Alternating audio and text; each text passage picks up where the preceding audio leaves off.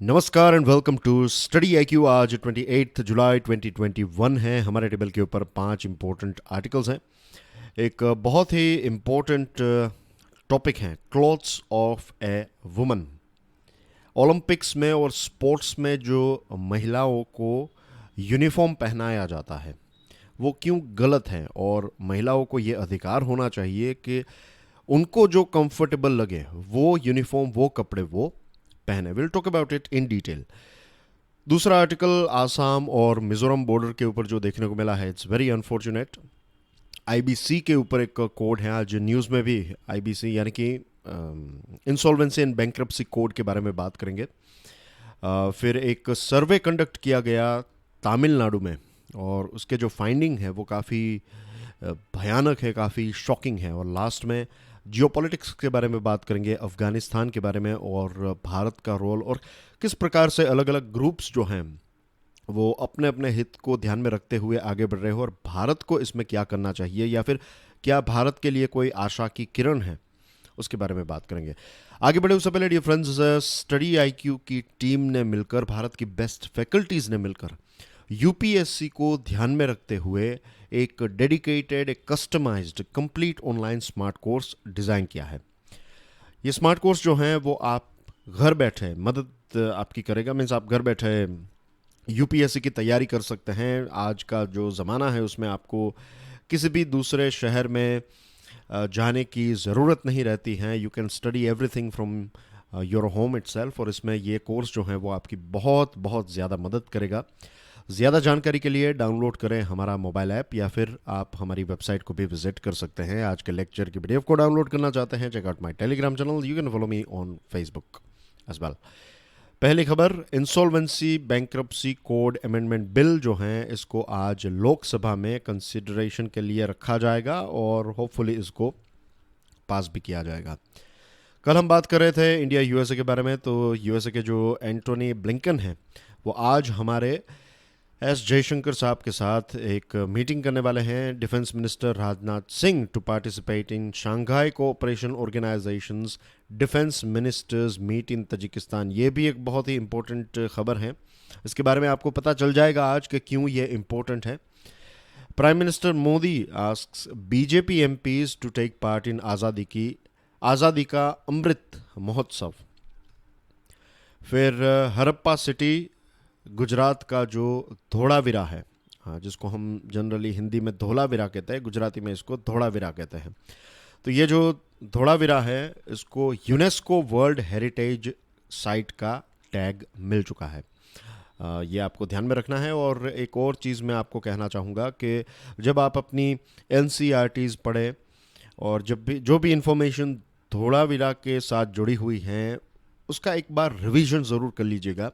हो सकता है कि आने वाली प्रीलिम्स में आपको हरप्पा के बारे में, आपको यूनेस्को के बारे में, या फिर आपको इस धोलावीरा के बारे में पूछा जा सकता है। तो ये तो एक इम्पोर्टेंट टॉपिक रहता ही है। एंशियंट इंडिया जब आप पढ़ते हैं तब आप हरप्पा सिटी, कौन कौन सी चीज़ें वहाँ पर थी, ये सारी चीज़ें, और धोलावीरा में क्या क्या चीज़ें थी, उसकी खास बात क्या थी, ये सारी चीज़ें आपको पता होनी चाहिए। कोविड वैक्सीनेशन की बात करें तो 44.58 करोड़ टोटल वैक्सीनेशन दी चुकी है। नेशनल कोविड रिकवरी 97.4% तक पहुंच गया है। लोकसभा और Rajya Sabha SLCs urged to grant extension of time up to 9th January 2021 to frame rules under CAA. Minister of state home affairs ने यह कहा है। NIA registers 22 cases related to fake currency in last 2 years। ये भी information हमें minister of state home affairs ने parliament में दी है। फिर एग्रीकल्चरल एक्सपोर्ट सेंटर्स की बात करें तो सेंट्रल गवर्नमेंट ने यह बताया है कि ऐसा कोई प्लान फ़िलहाल नहीं है।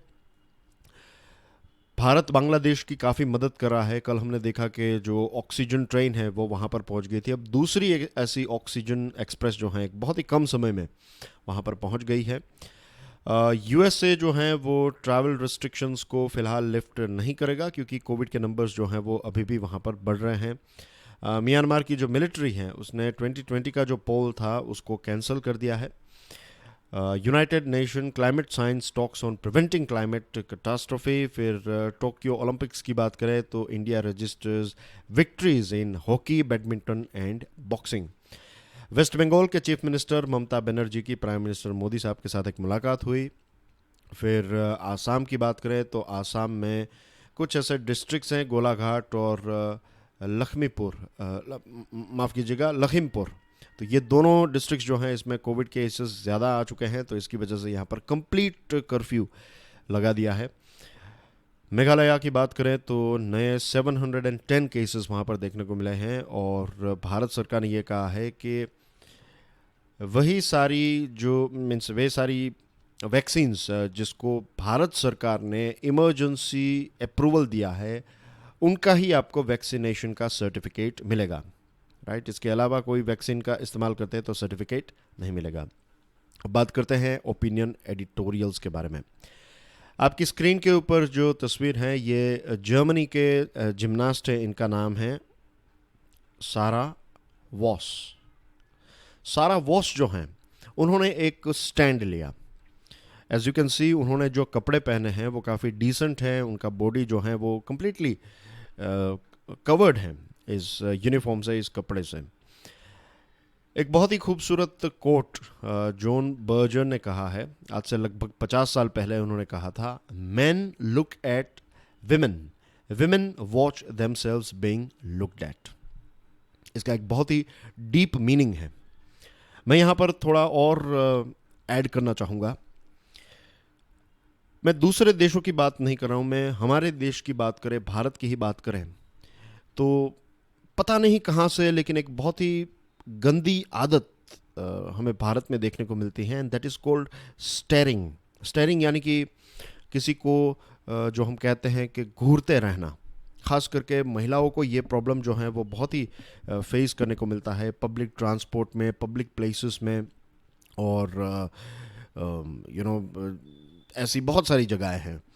और ये जो घूरने की लोगों की एक आदत है कि ख़ास करके मैन लोग जो हैं, कुछ मैन लोग, I am not saying everyone, हर कोई ऐसा नहीं है, लेकिन जो भी ऐसे लोग हैं जिनकी ऐसी गलत आदत है कि वो घूरते रहते हैं। अब ये जो घूरने की आदत है उसको एक नई मार्केट मिल गई फिल्मों में, गानों में, इनफैक्ट स्पोर्ट्स में, कि लोग जो हैं वो महिलाओं को जो घूरने की आदत है उसका इस्तेमाल टीआरपी और ये सारी चीज़ों को इंक्रीज़ करने के लिए, व्यूज़ इंक्रीज़ करने के लिए, कहीं ना कहीं ये एक पूरी इंडस्ट्री में एक नया डेवलपमेंट आया कि महिलाओं को ऐसे कपड़े पहनाए जाते हैं कि लोग जो हैं वो उनको देखते ही रहें, and which is very sad, which is very bad as well. अच्छी बात यह है कि ये जो सारा वॉस हैं और उनके जैसे कुछ और ऐसे जिम्नास्ट हैं, उन्होंने एक स्टैंड उठाया है। बहुत सारी ऐसी महिला एथलीट्स हैं, उन्होंने प्रोटेस्ट किया है कि ये कैसा नियम बनाया है बॉडीज़ ने, ऑर्गेनाइजेशंस ने, कि जो एथलीट्स हैं या फिर स्पोर्ट्स वुमेन हैं उनको ऐसे कपड़े पहनाए जाते हैं जो ग्लैमर और सेक्स अपील ज़्यादा करते हैं। फंक्शनलिटी के ऊपर इसका कोई इतना ज़्यादा रोल नहीं होता है। एक बहुत ही छोटे कपड़े जिम्नास्ट को, एक यूनिफॉर्म है, you will be surprise to know कि ये एक प्रकार का यूनिफॉर्म है कि उनको ऐसे, I think this is a very decent cloth, right. ये एक बहुत ही कंफर्टेबल है, जो पहनने वाला व्यक्ति है उनको भी काफ़ी कंफर्टेबल लगेगा। जो बिकिनी टाइप उनको यूनिफॉर्म बनाया गया है, this is not making them comfortable. और हमें लगता है कि एक स्टीरियोटाइप है कि भारत की महिलाएं जो हैं वो ऐसे कपड़े पहनने में अनकंफर्टेबल फील करेगी और फॉरेन की महिलाएं हैं वो कंफर्टेबल फील करेगी, लेकिन ऐसा नहीं है। यहाँ पर देखिए जर्मन जिम्नास्ट जो हैं सारा वॉस, उन्होंने कहा कि we women all want to feel good in our skin. और उन्होंने यूरोपियन आर्टिस्टिक जिम्नास्टिक्स चैम्पियनशिप जो थी अप्रैल में 2021 में, तो उन्होंने जानबूझकर पूरे कपड़े जो हैं, जो फुल बॉडी सूट हैं, वो उन्होंने पहना। और कई ऑर्गेनाइजेशंस जो ऐसी बॉडीज़ हैं वो थोड़े बहुत नाराज़ भी हुए। दूसरे ऐसे जर्मन जिम्नास्ट हैं एलिजाबेथ सीट्स, तो उन्होंने भी ये कहा कि we wanted to show that every woman, everybody should decide what to wear. Definitely ये उनका खुद की पर्सनल चॉइस होनी चाहिए, ये उनका अधिकार है कि वो डिसाइड करे कि उनको क्या पहनना है। उनको अगर छोटे कपड़े कंफर्टेबल फील नहीं होते हैं then that should be there freedom, उनको जैसे कपड़े पहनने हैं वो पहन सकते हैं। मेन थिंग इज़ कि आपको एज अ जिमनास्ट जो हैं, you have to perform your gymnastic skills, isn't it? तो ये एक बदलाव जो है वो काफ़ी एक अच्छा बदलाव है। और संडे को बहुत सारे ऐसी महिलाएं जो हैं उन्होंने एक स्टैंड लिया और उन्होंने कहा कि वो ऐसे कपड़े पहनेंगे जिसमें उनके हाथ और पैर जो हैं वो पूरे ढके हुए हों। अनफॉर्चुनेटली कुछ दूसरी जगहों पर भी ऐसा देखने को मिला था, जैसे कि एक European handball competition, means handball की जो चैम्पियनशिप होती है, यूरोपियन बीच हैंडबॉल चैम्पियनशिप, तो वहाँ पर बिकिनी टाइप कपड़े जो हैं वो महिलाओं को पहनने होते हैं, वो यूनिफॉर्म था। तो जो नॉर्वेजियन वुमेन बीच हैंडबॉल टीम जो हैं उन्होंने पूरे कपड़े पहने, मीन्स इन द सेंस कि उन्होंने जो कपड़े थे उनके ऊपर जो शॉर्ट्स पहन लिए। तो उन्होंने जानबूझकर शॉर्ट्स पहने और एक प्रकार का प्रोटेस्ट था उनका कि भाई हम डिसाइड करेंगे कि हमें क्या पहनना है। और फिर ये जो कंपटीशन, ये जो एक ऑर्गेनाइजेशन है, ये जो बॉडी है, तो उन्होंने उनके ऊपर कुछ 150 यूरो का फाइन लगाया हर एक प्लेयर के ऊपर।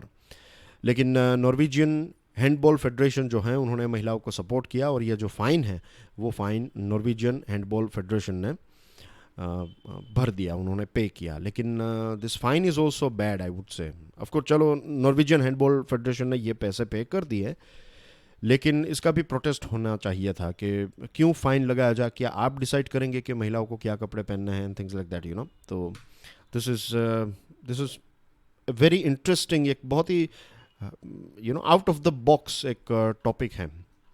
और जब हम विमेन एम्पावरमेंट की बात करते हैं तो बहुत सारी चीज़ें, आई एम श्योर आप आंसर्स में बहुत सारे पॉइंट्स हैं जो आप डिस्कस करेंगे।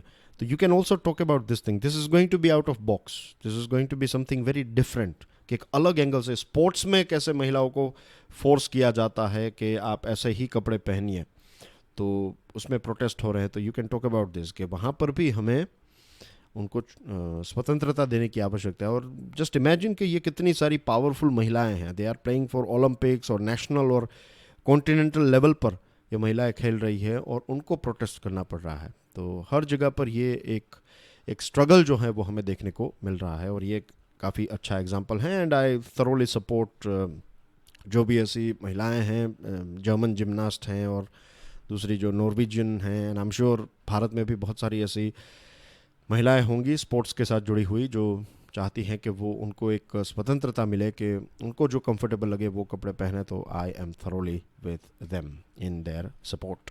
डेंजरस कॉन्फ्लैग्रेशन, ये द हिंदू का आर्टिकल। बाय द वे ये फर्स्ट आर्टिकल जो था ये इंडियन एक्सप्रेस का आर्टिकल था। अब ये सेकंड वाला आर्टिकल जो है it's about Assam and Mizoram. I am sure आपने अंकित अग्रवाल साहब का वो वीडियो देखा होगा जिसमें उन्होंने बात की कि कैसे आसाम और मिज़ोरम के बीच में एक क्लैश हुआ। As you can see here, यहाँ पर ये दोनों राज्य जो हैं वो एक दूसरे के साथ अपनी बॉर्डर शेयर करते हैं। ये जो राज्य हैं ओवरऑल इनको हम 7 सिस्टर्स कहते हैं। You can C Arunachal, Assam, Meghalaya, Nagaland, Manipur, Mizoram and Tripura. तो ये हो गया आपके 7 सिस्टर +1। जब हम कहें नॉर्थ ईस्ट स्टेट्स की बात करें तो we have to add Sikkim in it as well. तो ये कहते हैं 7 सिस्टर्स या फिर 7+1, तो ये हो गया आपके 8 नॉर्थ ईस्टर्न स्टेट्स। तो हम बात कर रहे हैं आसाम और मिज़ोरम के बारे में। तो यहाँ पर एक छोटी सी बॉर्डर है, एक दूसरे के साथ वो शेयर करते हैं और यहाँ पर हमें क्लैश देखने को मिला है। अब ये क्लैश इतना बड़ा हुआ, इतना डेंजरस हुआ कि इसमें 5 पुलिस वालों की मृत्यु हो गई और बहुत सारे 80 से भी ज़्यादा लोग जो हैं वो इंजर्ड हो गए। अगर भारत और चाइना के बीच में, भारत और पाकिस्तान के बीच में अगर ऐसी खबर हमें पढ़ने को मिलती तो इतनी ज़्यादा सरप्राइजिंग नहीं होती। But this is very shocking कि एक ही देश के 2 राज्य के लोग जो हैं वो एक दूसरे के साथ इतना ज़्यादा डिस्प्यूट कर रहे हैं या फिर इतना सीवियर क्लैश हो जाता है कि पुलिस वालों की जान चली जाती है इसमें और कितने सारे रेसिडेंट्स जो हैं वो इंजर्ड हो गए। तो कोई ऐसा तो नहीं कहेगा, आसाम ऐसा नहीं कहेगा कि हमारा कसूर है, मिज़ोरम ऐसा नहीं कहेगा हमारा कसूर है। जो तू मैं है वही यहाँ पर हमें देखने को मिल रही है। दोनों एक दूसरे के ऊपर ब्लेम कर रहे हैं। इसकी स्टार्टिंग जो है वो कहीं ना कहीं 2020 में हुई, अक्टूबर 2020 में, जब स्क्रीमाइसिस यानी कि छोटा सा एक झगड़ा जो है वो धीरे धीरे नफरत में एक नफ़रत का न्यूक्लियर रिएक्शन होने लगा, और 2021 में आपको जुलाई में ये देखने को मिलता है कि इतना सीवियर क्रैश जो है वो यहाँ क्लैश जो है वो यहाँ पर हो गया। ये एक प्योर एग्जाम्पल है कॉन्स्टिट्यूशनल मशीनरी जो है उसके फेलियर का। सेंट्रल पैरामिलिट्री फोर्सेस यहाँ पर थी, लेकिन फिर भी ये नाकामयाब रही यहाँ पर पीसफुल एनवायरनमेंट क्रिएट करने में। दूसरी जो शॉकिंग बात है वो ये है कि आसाम की सरकार और मिजोरम की सरकार जो हैं, ये दोनों बीजेपी और उनकी जो एलाइज हैं, उनकी जो फ्रेंडली पार्टीज़ हैं, उनके द्वारा यहाँ पर बीजेपी जो है वो आसाम में रूल कर रही है, और उनकी जो एलाई है मिजो नेशनल फ्रंट वो मिजोरम को रूल कर रही है।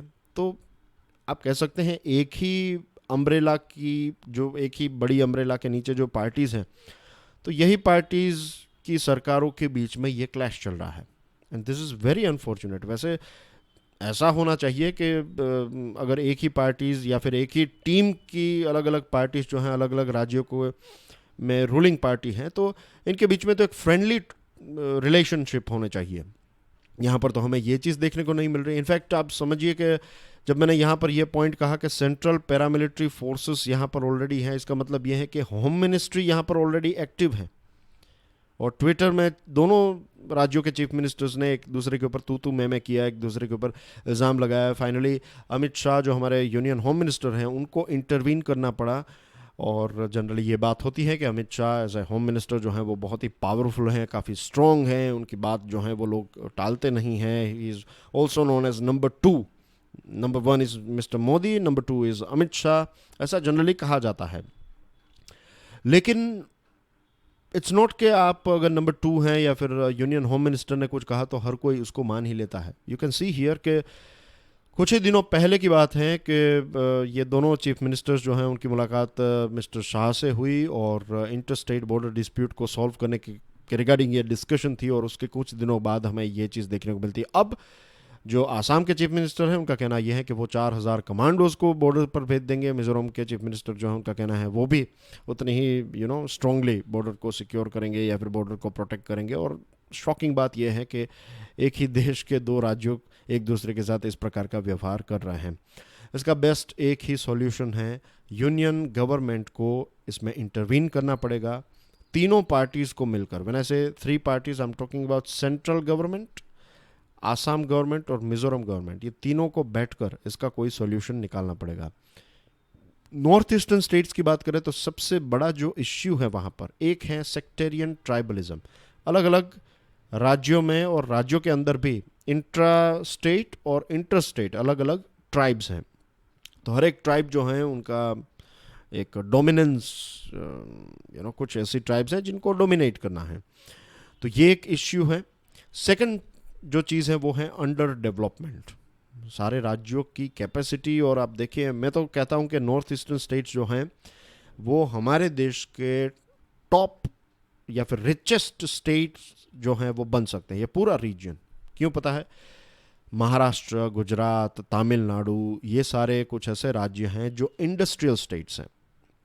लेकिन इंडस्ट्रियल स्टेट से भी ज़्यादा कोई अगर स्टेट ऐसे हैं जो ज़्यादा पैसे कमा सकते हैं तो I would say service sector के स्टेट। और when I am talking about service sector, I am talking about tourism. Tourism एक ऐसा क्षेत्र है जो अगर अच्छी तरीके से डेवलप किया जाए, आप स्विट्ज़रलैंड देख लीजिए, आप सिंगापुर देख लीजिए। Do you know this fact कि सिंगापुर में भारत में हर साल जितने भारत में टूरिस्ट नहीं आते हैं उतने ज़्यादा टूरिस्ट सिंगापुर में हर साल जाते हैं।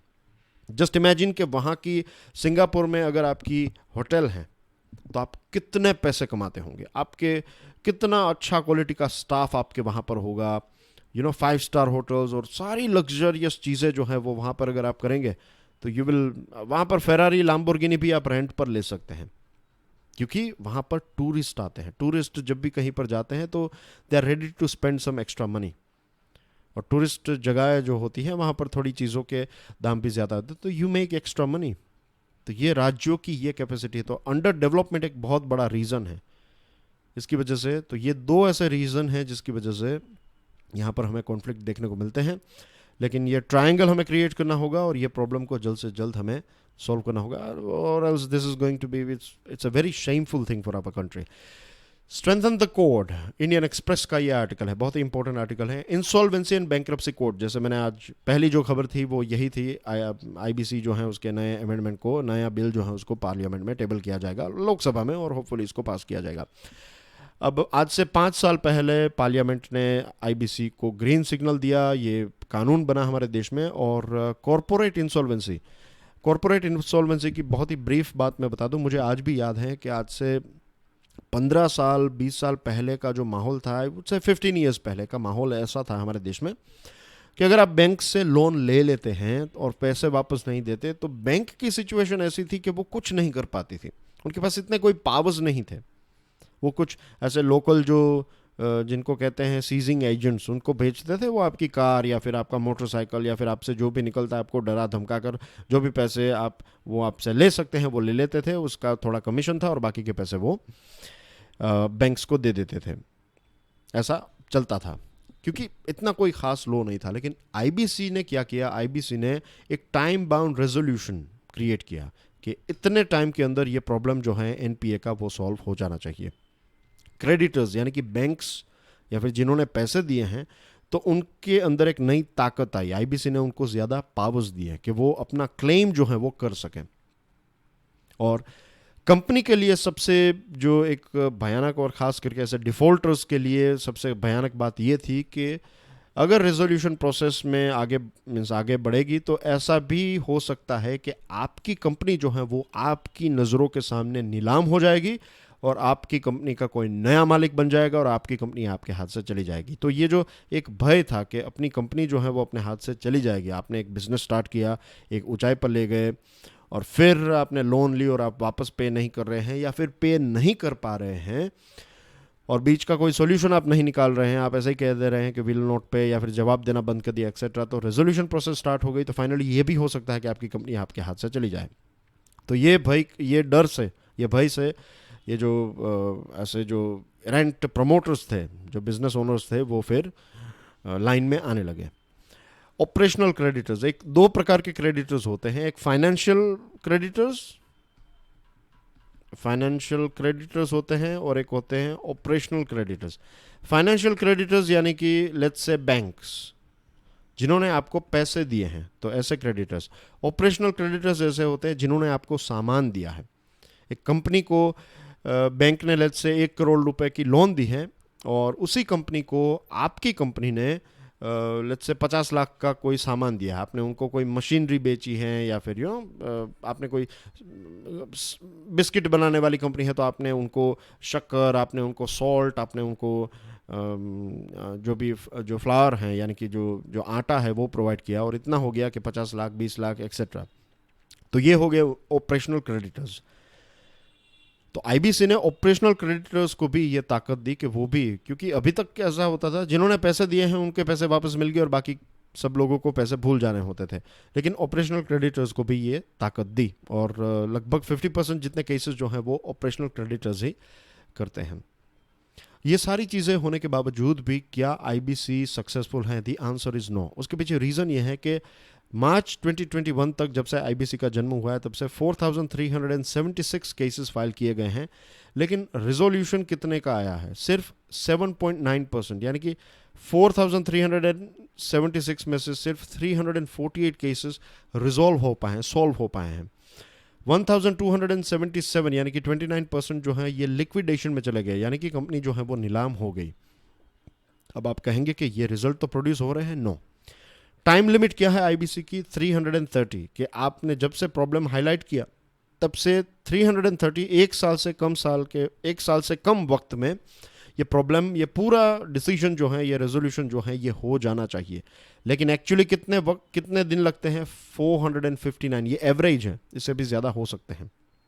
दूसरी चीज़, अगर आपको कंपनी से 100 रुपये लेने हैं तो आपको कितने पैसे वापस मिल रहे हैं? सिर्फ 39.2, इतने परसेंट, यानी कि आपको 1 लाख लेने हैं तो आपको सिर्फ 39,000 ही मिलेंगे वापस। तो क्या ये प्रॉपर रेजोल्यूशन है? नो। दूसरी चीज़ ये भी है कि इकोनॉमी जो है वो कोविड से पहले स्लो डाउन के फेज़ में थी, तो जब इकोनॉमी स्लो डाउन फेज़ में होती है तो बिजनेसमैन बिजनेस वुमेन जो है वो नए रिस्क भी नहीं लेंगे, तो वो इंटरेस्ट उनको, वो कंपनी खरीदनी भी है लेकिन वो वक्त नहीं है, वो एनवायरनमेंट नहीं है, तो वो कंपनी खरीदेंगे नहीं। तो इसकी वजह से भी कंपनीज जो हैं वो नीलाम होती है, तो फिर इतने कोई खास पैसे मिलते नहीं। दूसरी चीज़ ये भी होती है कि कंपनी नीलामी तक पहुंचे उससे पहले जो प्रमोटर्स होते हैं वो कुछ अपनी एसेट्स, कुछ अपनी ऐसी मिलकत जो है उसको बेच देते हैं और पैसे जो हैं वो किसी और जगह पर पार्क कर देते हैं, तो कंपनी की वैल्यू जो है वो कम हो जाती है। फिर ऐसा भी होता है कि जैसे जैसे समय आगे बढ़ता है और पता चलता है मार्केट में कि ये कंपनी जो है वो ऐसे फाइनेंशियल ट्रबल में से गुजर रही है, तो उसकी एसेट की कीमत भी कम हो जाती है। तो फाइनली जब नीलाम भी होगी तो उतने ज़्यादा पैसे जो हैं वो क्रेडिटर्स को नहीं मिलते हैं।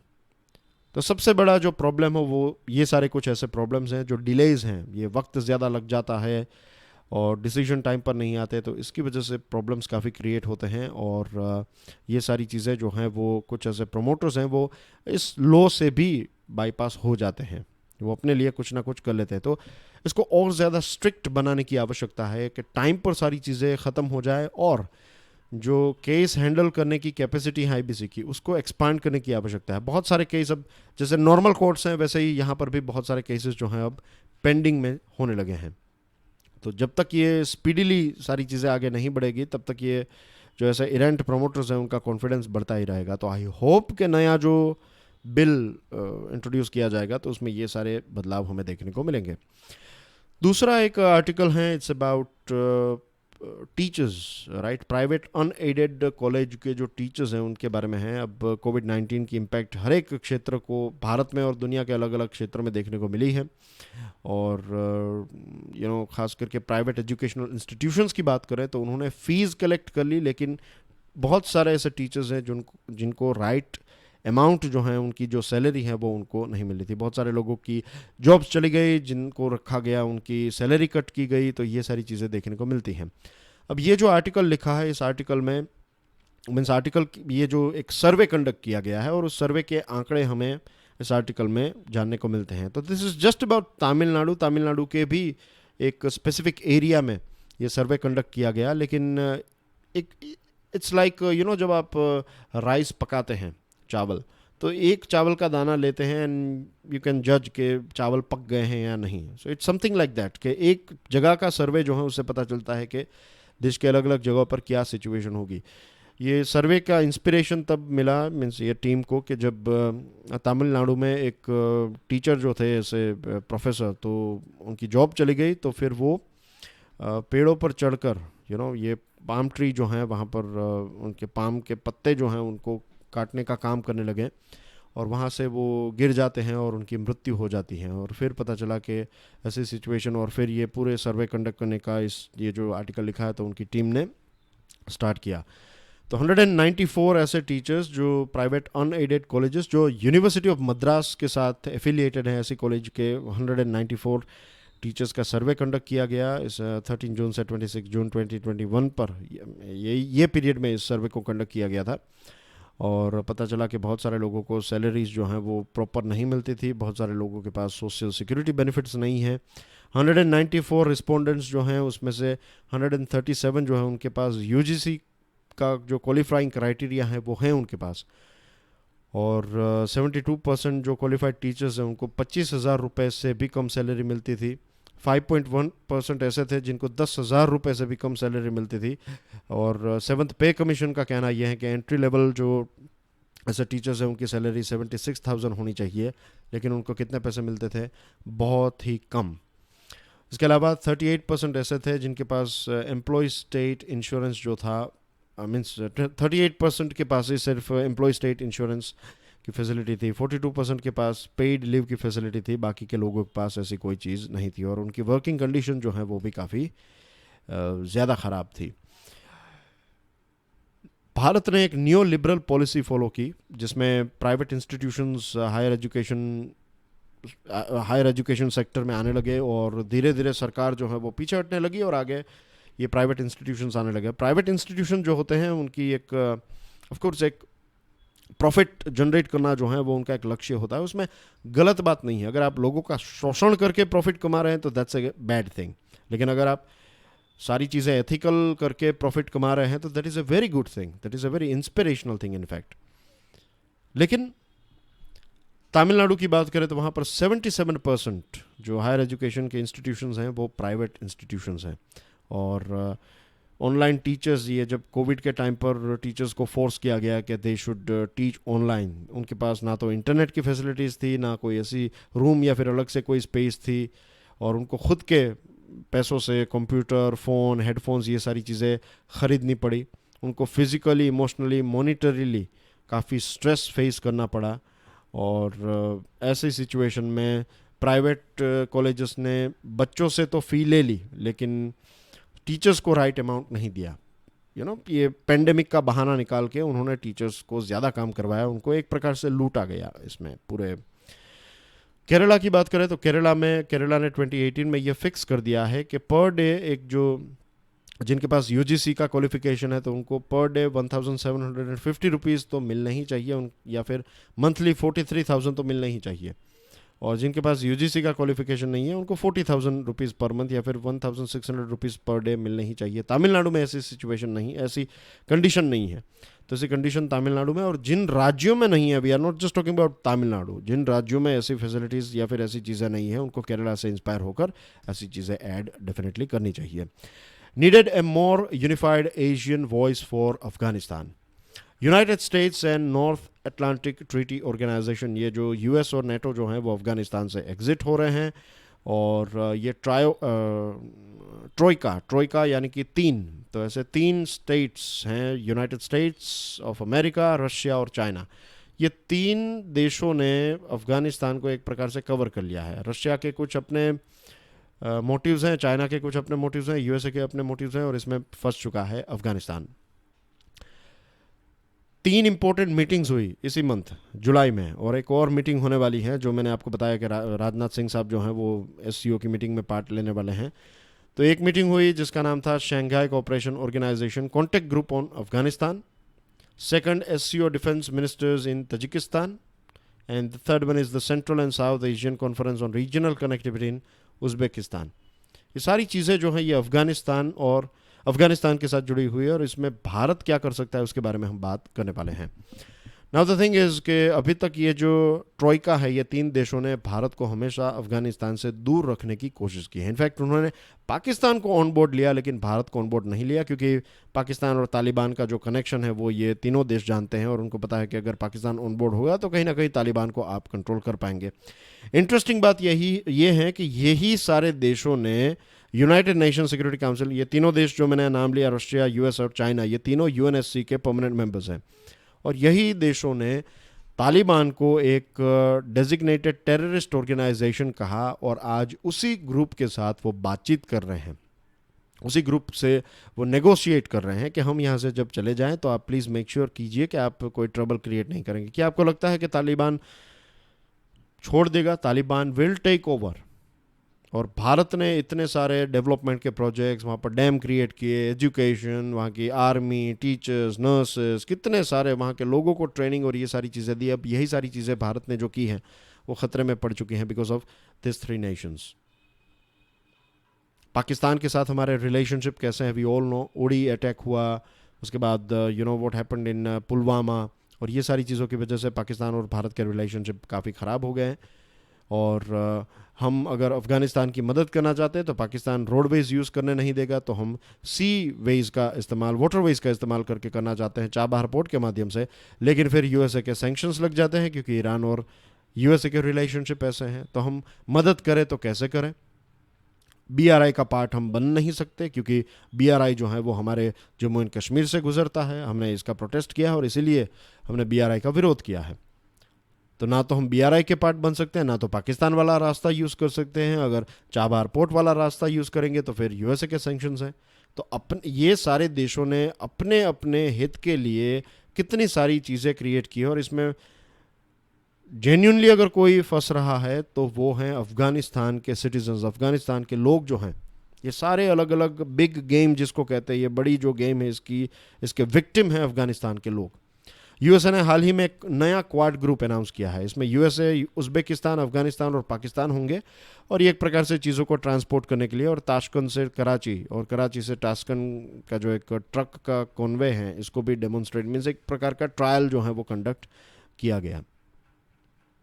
तो ये सारी जगहों से रास्ते बंद हो रहे हैं, तो भारत अब क्या कर सकता है? सबसे पहले तो ये देशों को देख लेते हैं। As you can see here, ये कजाकिस्तान है, ये तुर्कमेनिस्तान, उज़्बेकिस्तान, तजिकिस्तान, किर्गिस्तान, ये सेंट्रल एशिया के देश हैं। और ये रहा Afghanistan. As you can see कि इसके बहुत सारे देशों के साथ अपनी बॉर्डर शेयर करता है अफ़गानिस्तान, राइट। तो ये वाला जो पोर्शन है, you can C Turkmenistan, Uzbekistan और ये तजिकिस्तान, इन देशों के साथ भारत जो है, नॉट भारत सॉरी, अफ़गानिस्तान अपनी बॉर्डर शेयर करता है। तो अब वहाँ के जो प्रेसिडेंट हैं, उज़्बेकिस्तान के प्रेसिडेंट शवकात मिर्ज़ियोयेव, उन्होंने अब ये तय किया है कि वो ये सारे देश जो हैं, ये सेंट्रल एशिया के देश मिलकर अफ़गानिस्तान और पाकिस्तान और इन सारे देशों के साथ मिलकर यहाँ पर कनेक्टिविटी के प्रोजेक्ट को आगे बढ़ाएंगे। उन्होंने पहले भी कतार के साथ, ये जो कतार में तालिबान की ऑफिस थी, तो तालिबान के लीडर्स को बुलाने वाले पहली ऐसी सरकार थी 2018 में जिन्होंने तालिबान को इन्वाइट किया। तो ये थे शवकात मिर्ज़ियोयेव। और अब वो पाकिस्तान के साथ मिलकर अफ़गानिस्तान में शांतिमय वातावरण, फिर इसी के साथ ये सारे देश जो हैं वो चाइना का जो BRI है उसके साथ भी जुड़े हुए हैं, एक तरफ वो रशिया के साथ भी जुड़े हुए हैं। तो यहाँ पर वो बातें तो बड़ी बड़ी कर रहे हैं कि जो एंशियंट सिल्क रूट था, जिसको उत्तरा पाथ कहते थे, तो ये उत्तर पाथ जो हैं, उत्तर पाथ जो हैं या फिर उत्तर पथ, राइट, इज़ उत्तर पथ। उत्तर पथ हम जानते हैं, दैट मीन्स नॉर्थन रूट। तो ये उत्तर पथ जो एंशियंट एक ट्रेड रूट था, तो उसको फिर से रीजुविनेट करने की बात कर रहे हैं। वो कह रहे हैं कि जो पुराना सिल्क रूट था, तो अब सेंट्रल एशिया और साउथ एशिया को जोड़ने वाला एक फिर से हम एक प्रैक्टिकल कनेक्टिव ऐसा उत्तर पथ जो है वो हम डिसाइड कर सकते हैं, डिज़ाइन कर सकते हैं। और इसमें तमरेज़ नाम का सिटी, मज़र शरीफ, काबुल, पेशावर, ये सारे जो अलग अलग सिटीज़ हैं, ये सारे अलग अलग देश जो हैं उनको हम रेल रोड के माध्यम से और BRI के माध्यम से जोड़ सकते हैं। इसमें उन्होंने INSTC, international north south trade corridor, जो और मॉस्को से लेकर मुंबई तक का एक पूरा रूट है, तो उसमें उन्होंने बंदर आबाज जो ईरान का पोर्ट है उसके बारे में बात की, लेकिन भारत का जो चाबहार पोर्ट है उसके बारे में उन्होंने बात नहीं की है। तो यहाँ पर भी हमें क्लियरली नज़र आता है कि वो कहीं ना कहीं इन्फ्लुएंस्ड बाय चाइना है, और चाइना यहाँ पर चाहता है कि ये BRI को ज्वाइन करें। चाइना अफ़गानिस्तान में इंटरेस्टेड हैं, और अगर आप चाइना को खुश कर देते हैं तो कहीं ना कहीं पाकिस्तान भी कंट्रोल में आ जाएगा। तो ये सारी चीज़ें हैं। अब कुछ रिस्क भी हैं इन सारे देशों के, राइट। जैसे कि ये सारे देश जो मैंने आपको बताया है, as you can see here, ये सारे लैंड लॉक्ड देश हैं, इज़न्ट इट, ये सारे लैंड लॉक्ड देश हैं। तो ऑफकोर्स दे कैस्पियन सी के साथ अपनी बॉर्डर शेयर कर रहे हैं, लेकिन किसी ओशियन के साथ अपनी बॉर्डर शेयर नहीं कर रहे हैं। तो एक ही ओशियन है, इंडियन ओशियन तक पहुंचना है, तो Afghanistan is the key for them, you know. Afghanistan, और अफ़गानिस्तान से या तो पाकिस्तान का ग्वादर पोर्ट ले ले, या फिर आप कराची पोर्ट ले ले, या फिर आप ईरान का बंदर आबाज। तो ये पोर्ट से ये सारे देश जो हैं वो कनेक्ट हो सकते हैं, और उसके बाद ही उनकी तरक्की और ज़्यादा जो बिज़नेस है वो कर पाएंगे। तो ये एक पॉइंट ऐसा है उनके हित के लिए। दूसरी चीज़ है कि तालिबान अगर यहाँ पर आ गया, तो तालिबान जो पाकिस्तान का, मैंने आपको बताया कि पाकिस्तान को कंट्रोल करने के लिए चाइना और पाकिस्तान कंट्रोल में है, तो तालिबान कंट्रोल में रहेगा। और तीसरी चीज़ ये भी है कि तालिबान अगर एक्सपांड होता है तो उनकी बॉर्डर्स के ऊपर भी ये सारे देश जो हैं, तो वहाँ पर ऐसे रेडिकलाइजेशन और ये सारी चीज़ें हो सकती हैं। तो ये सारी चीज़ों को रोकने के लिए पांचों देश मिलकर, ये जो सेंट्रल एशिया और ख़ास करके उज़्बेकिस्तान जो है वो मिलकर एक नई चीज़ डेवलप कर रहा है। लेकिन भारत का नाम यहाँ पर नहीं लिया जा रहा है, भारत को इतना इम्पोर्टेंस नहीं दिया जा रहा है। तो भारत इसमें क्या कर सकता है? भारत को ये रियलाइज़ करवाना पड़ेगा इन सारे देशों को, और ख़ास करके अफ़गानिस्तान में भारत का जो रोल रहा है वो काफ़ी पॉजिटिव रहा है। तो ये सारे देशों को हमें कन्विंस करना पड़ेगा कि we are a very important player. और जब ये USA और NATO फोर्सेस चली जाएंगी, तो यहाँ पर अफ़गानिस्तान में जो नेगेटिव चीज़ें होंगी उसकी इम्पेक्ट साउथ एशिया रीजन में होगी और सेंट्रल एशिया रीजन में भी होगी। तो इसको कंट्रोल करने के लिए we have to work together. International जो ऑर्गेनाइजेशंस हैं, अब उनके पास भी उतने पैसे नहीं है कि वो अफ़गानिस्तान को हमेशा पैसे देते रहेंगे, तो वी हैव टू वर्क। तो इसमें SCO का जो रीजनल एंटी टेररिस्ट स्ट्रक्चर है उसमें भारत सेंट्रल एशियन देशों के साथ मिलकर यहाँ पर जो टेररिज्म है उसको उसके खिलाफ लड़ सकता है। भारत ने क्लियरली बता दिया है कि हम हमारे सोल्जर्स को अफगानिस्तान नहीं भेजेंगे, तो दैट्स फाइन। हम Afghan national defence and security forces जो हैं उनको एयर पावर या फिर उनको ज़्यादा हेलीकॉप्टर्स दें, उनको ट्रेनिंग दें, उनको एयर सपोर्ट प्रोवाइड करें। ये कुछ ऐसी चीज़ें हैं जो हम कर सकते हैं और इस एरिया को सॉल्व कर सकते हैं। 2015 में जब प्राइम मिनिस्टर मोदी साहब कजाकिस्तान गए थे तो उस टाइम पर उन्होंने एक बहुत ही इंपॉर्टेंट स्टेटमेंट कहा था। उन्होंने कहा था कि जो पुराना सिल्क रूट था वो इसलिए बंद नहीं हो गया था कि लोग सी बेस्ड ट्रेड करने लगे थे या फिर यूरोपियन पावर जो है उसका एक उदय हुआ था, इसलिए नो।